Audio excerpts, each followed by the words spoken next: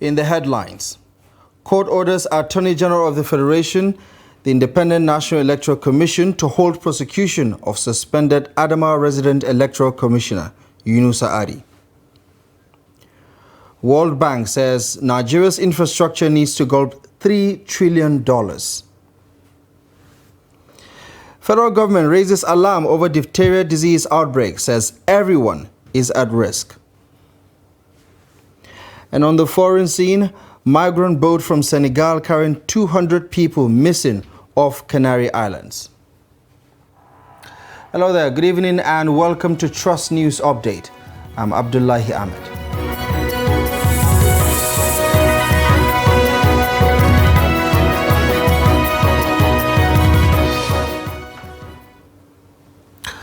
We start the update in Abuja as Justice Donatus Okorowo of the Federal High Court has ordered the prosecution of the suspended resident electoral commissioner in Adamawa State, Hudu Ari, to be halted. The Attorney General of the Federation and the Independent National Electoral Commission were issued the order in light of Yunusa Ari's early declaration of Senator Aishatu Dairu Binani as the winner of the Adamawa State governorship election held on April 15, 2023. Justice Okoro gave the order following an ex parte application brought by counsel to Dairu Binani, Michael Aondoaka. The court held that since the matter is before a tribunal and the parties have submitted to the law, the parties should maintain status quo on the matter pending the conclusion of the suit.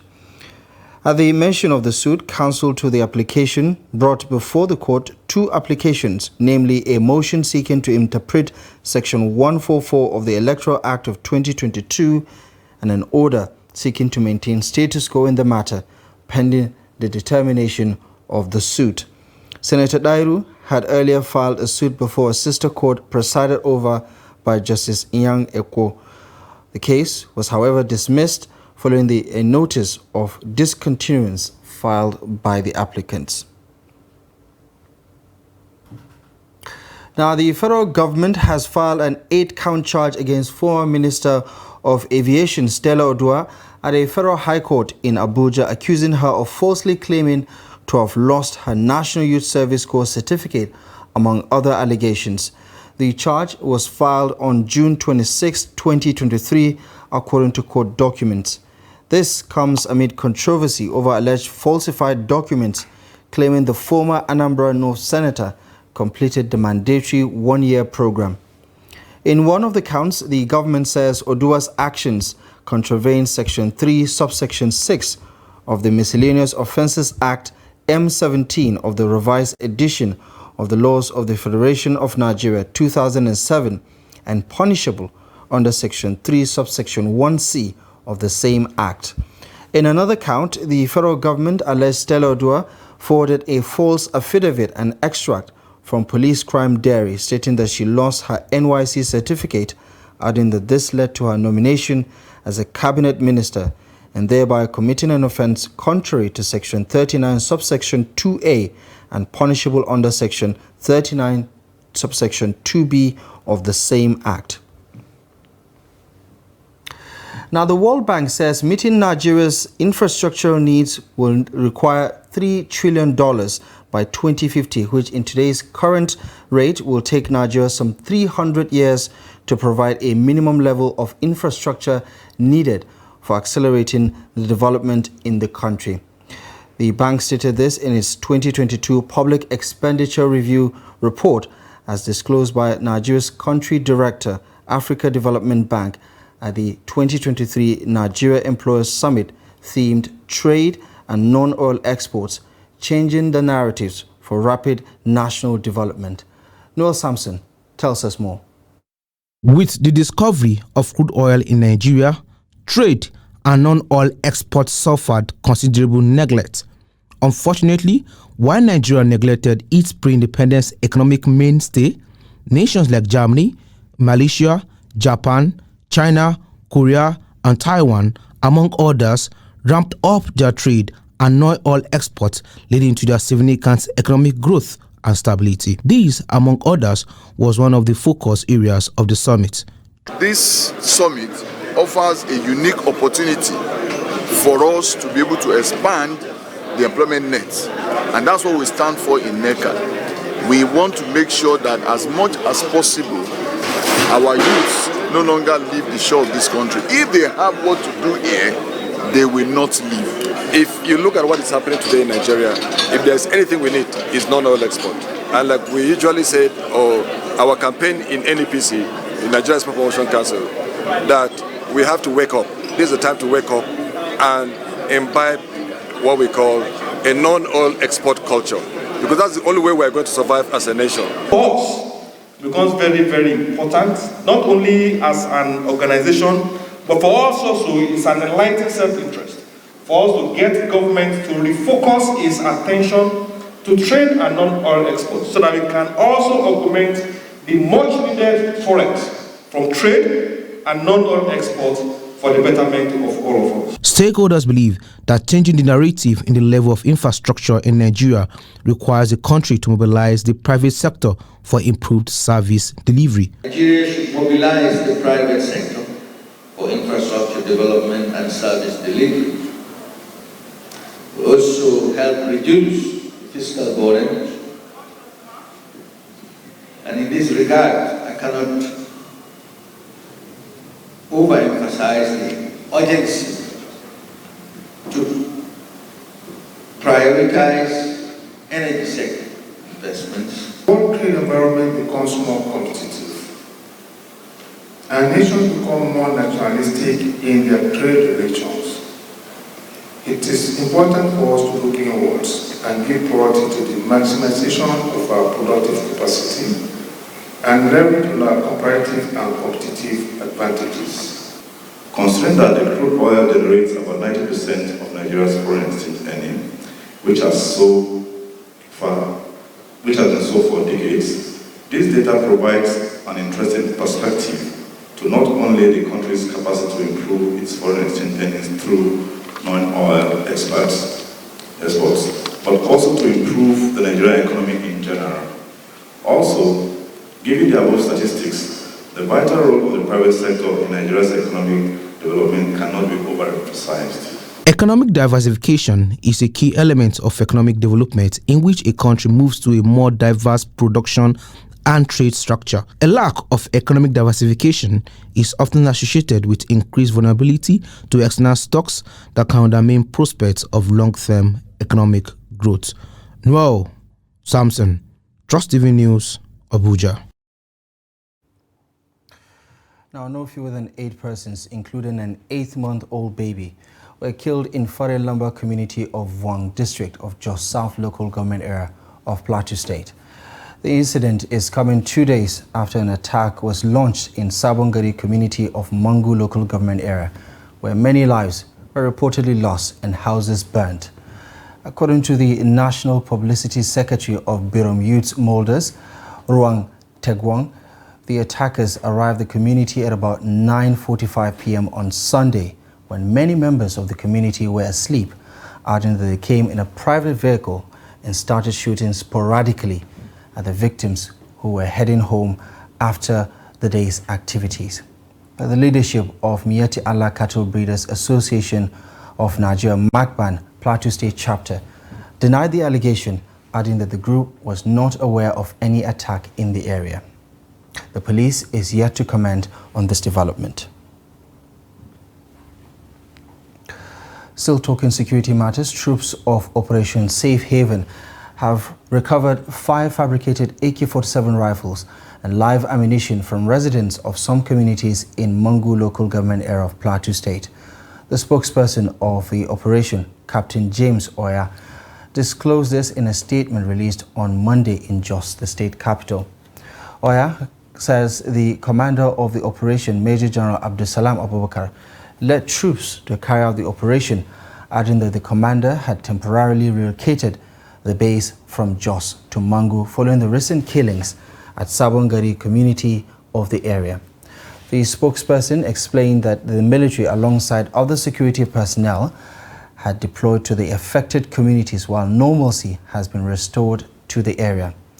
The Plateau State government had, following the recent crisis on Sunday, declared a 24-hour curfew in Mangu local government area.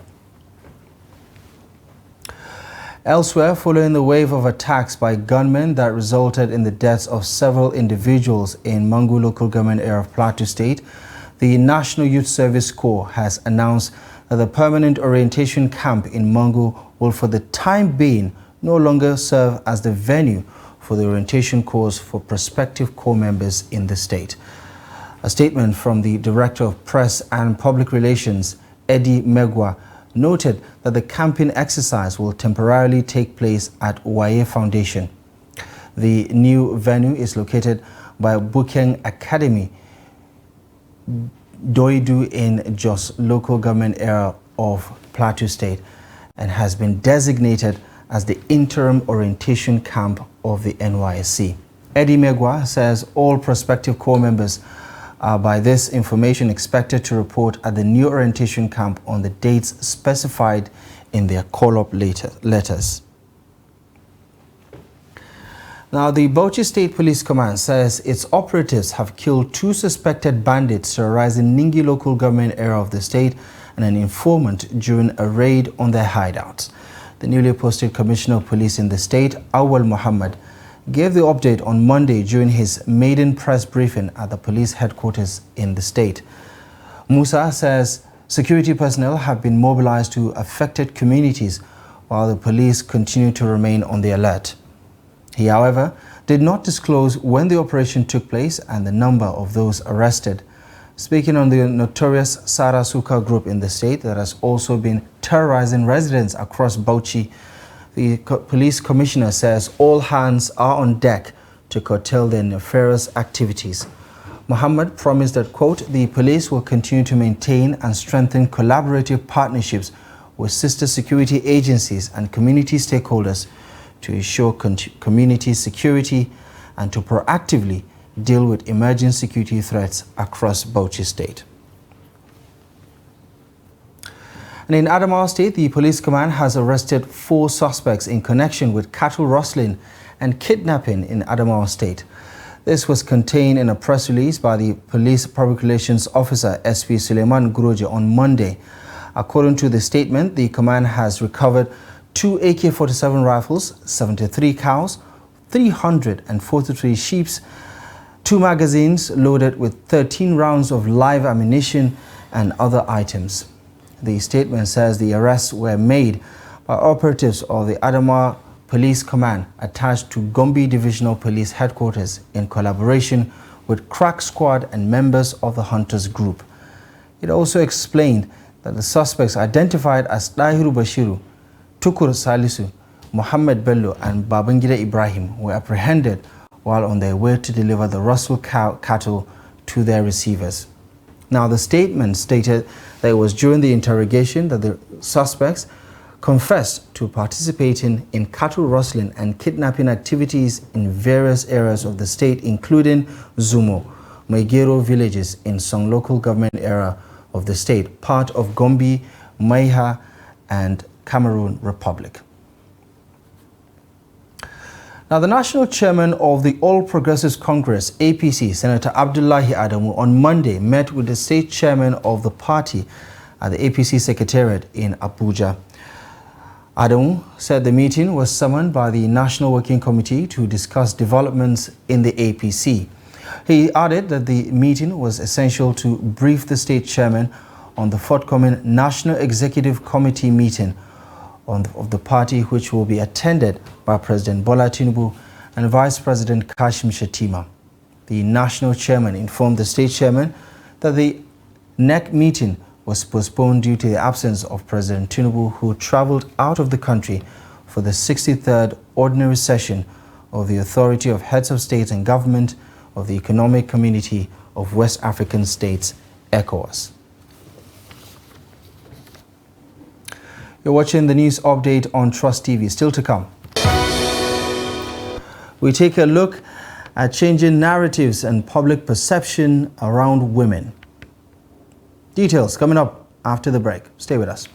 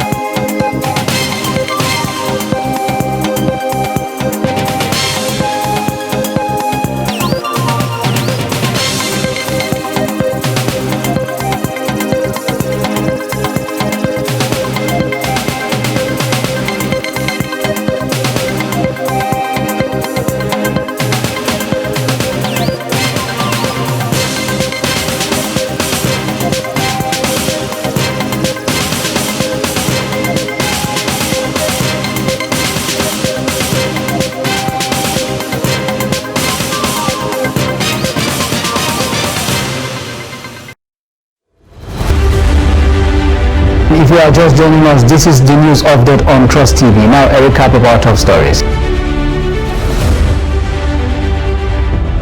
For me, I have my 8 years, and I think I have enough.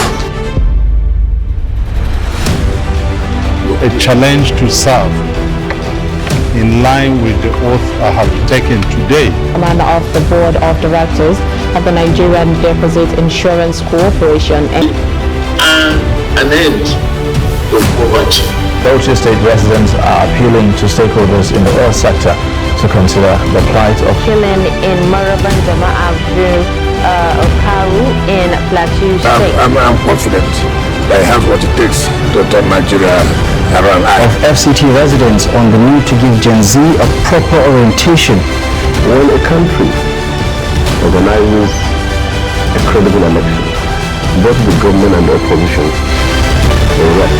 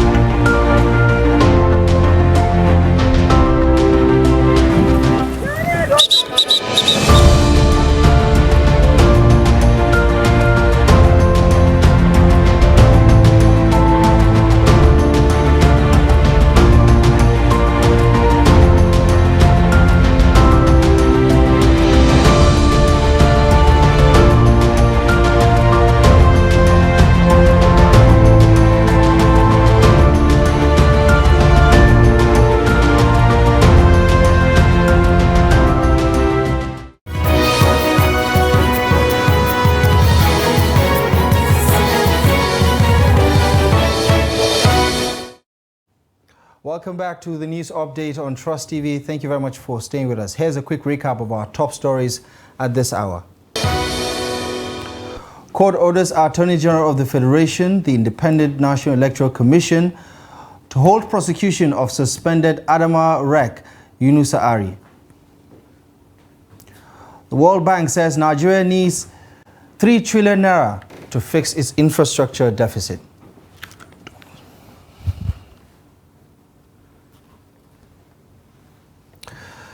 Now, the governor of Anambra State, Chukwuma Soludo, has directed that Mesoma Joy Ejikeme be handed over to the State Guidance Counselor for counseling following her admission of faking her Unified Tertiary Matriculation Examination result.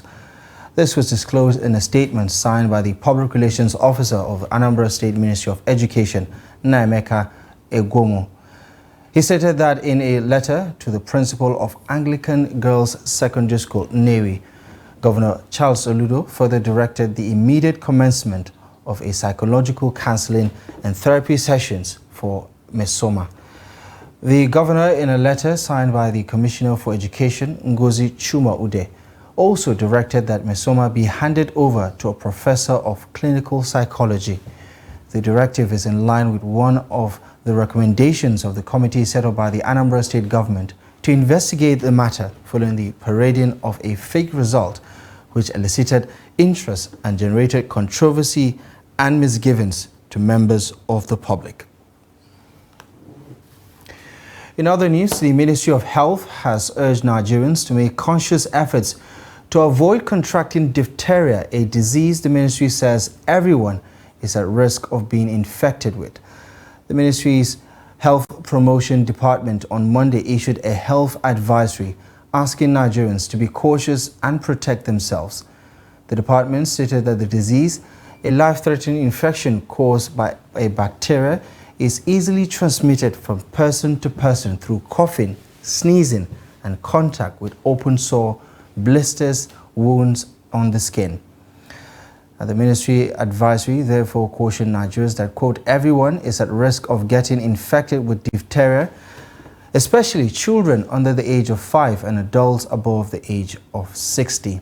Meanwhile, the Nigeria Center for Disease Control and Prevention has since December 2022 reported multiple diphtheria outbreaks in different states across the country.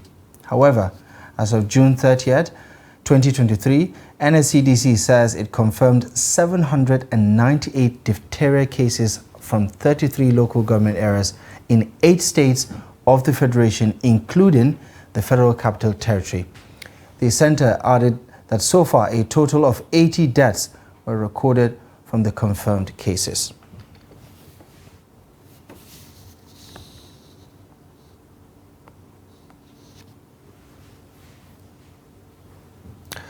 Now, journalists and media organizations have been urged to change the narratives and public perceptions about women.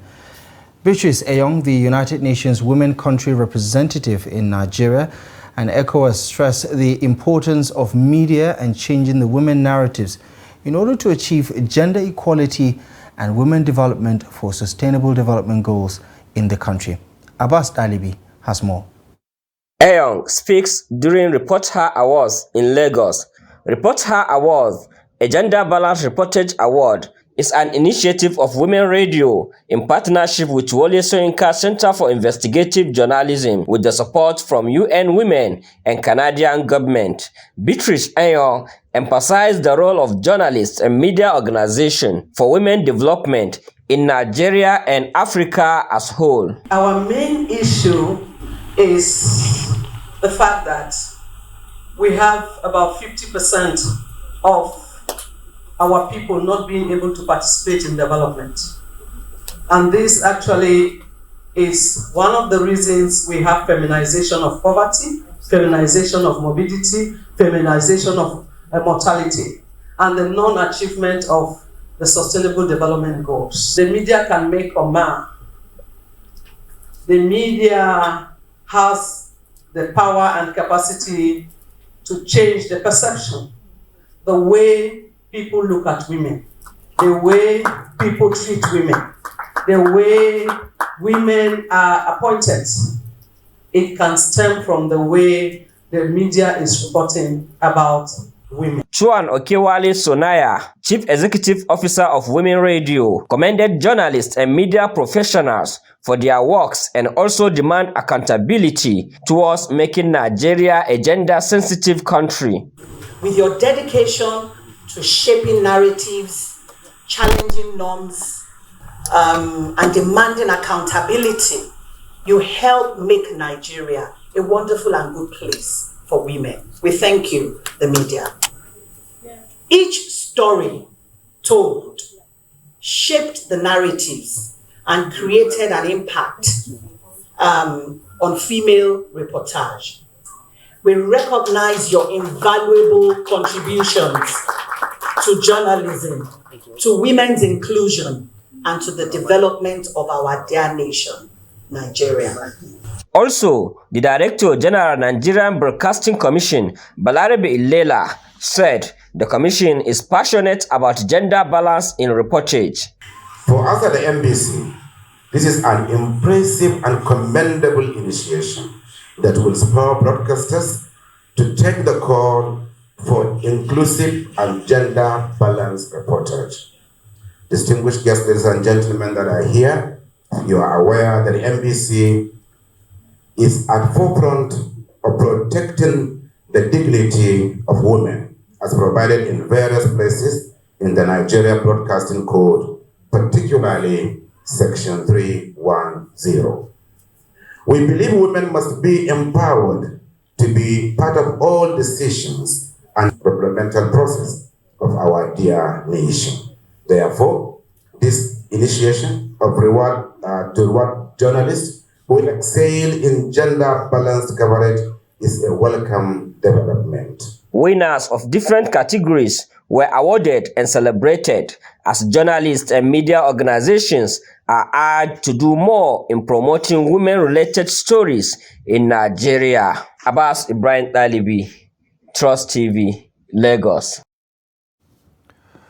Right, 380 state programs from Lagos who participated in the just concluded 2023 Hajj exercise in the Kingdom of Saudi Arabia are set to return home on Monday.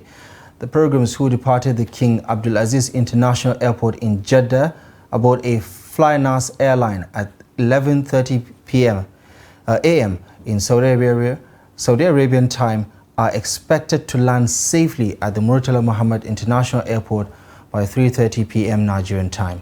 The flight, which was described as a special flight by the Emirul Hajj Anofiu Elegushi, has on board the elderly ones, those with medical challenges and others.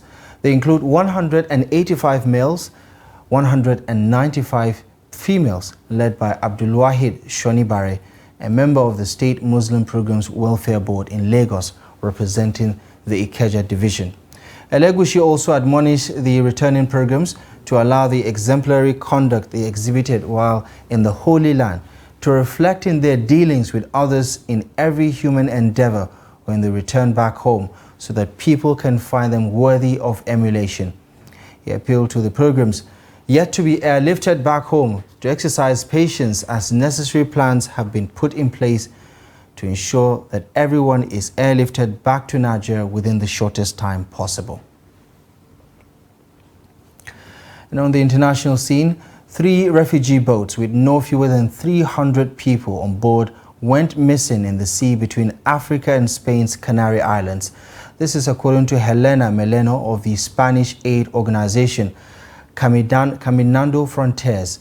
This statement, released on Monday, says that the 2 boats, each with up to 60 people on board, left Senegal on June 23rd for the Canary Islands, and the third with about 200 people leaving coastal towns of Kafountine on June 27th. She says the organization was in contact with the relatives of the missing persons on board, who had not heard from their relatives since leaving the shores in Senegal. In June, 19 boats with refugees from Senegal arrived on the Canary Islands, while not one had been registered since the beginning of the year. Meleno criticized Spain for only using 1 search plane, which was only in the air for a few hours per day. Well, that's it. You're up to date with the latest news stories at this hour. Feel free to catch up by following our social media platforms for more content. My name is Abdullahi Ahmed. Thank you for your time and company.